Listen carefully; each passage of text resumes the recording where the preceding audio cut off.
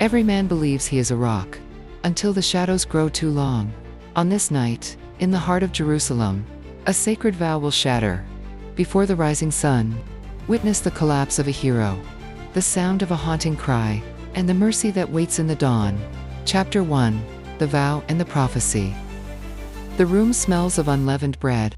Candlelight flickers across the table, but something feels wrong.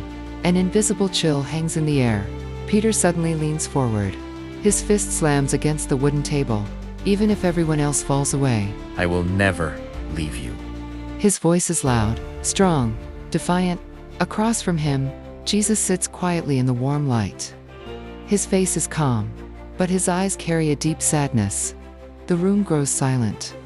Jesus leans closer. Truly I tell you, Peter, tonight, before the rooster crows, you will deny me 3 times. The words fall like stones. Peter recoils in shock. His pride burns inside him. Impossible. How could the rock ever break? Night falls over the Garden of Gethsemane. Ancient olive trees twist in the wind.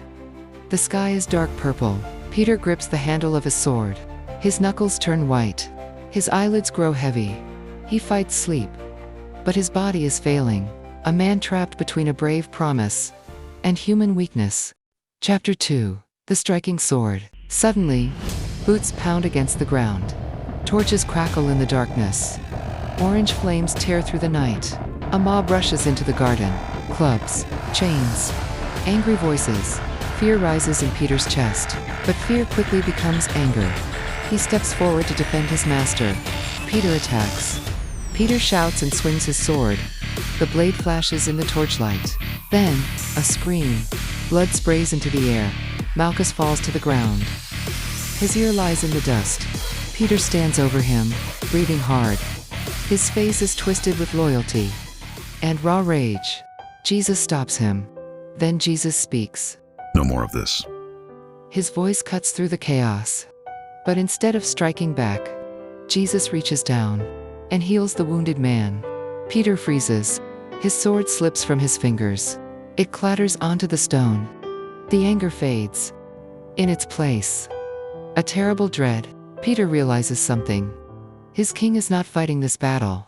Chapter 3: Fire and Shadows. Peter follows quietly through the streets of Jerusalem. He stays far behind. Guards drag Jesus through narrow stone alleys. Chains clank with every step. Peter watches from the shadows. Close enough to see him, far enough to pretend he does not know him. The courtyard. Midnight. Cold stone. The courtyard of the high priest. Whispers. Suspicion. In the center burns a small charcoal fire. Peter moves closer. He tries to blend in with the guards. Like a wolf, pretending to be a sheep. Careful, quiet, hiding. Peter stretches his hands toward the fire. The orange glow lights his face. Sweat glistens on his forehead. His pulse pounds in his neck. He stares into the coals, trying to disappear. But the fire reveals everything. Chapter 4: The Threefold Lie. A servant girl suddenly steps closer. She points directly at him. You are with Jesus of Nazareth. Her words slice through the crowd.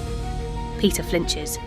I don't know what you're talking about. The lie feels heavy, like a stone in his throat. Peter backs toward the gate, but another voice calls out. If this man was with him... The crowd begins to stare. Panic surges through Peter. I do not know the man. His hands shake violently. He hides them inside his cloak. Behind him, the bridge back to Jesus begins to burn. Then another man steps forward, a relative of Malchus. Weren't you in the garden with him? The crowd closes in. Peter breaks. He begins shouting. Cursing. I don't know him. The words explode from his mouth. The man who promised to die for Jesus has become the man who denies him. Chapter 5: The Crow and the Gaze. At that moment, a rooster crows. Sharp, loud, unmistakable. The sound cuts through the dawn. To Peter, it sounds like the world itself is shouting his failure. Jesus looks at him.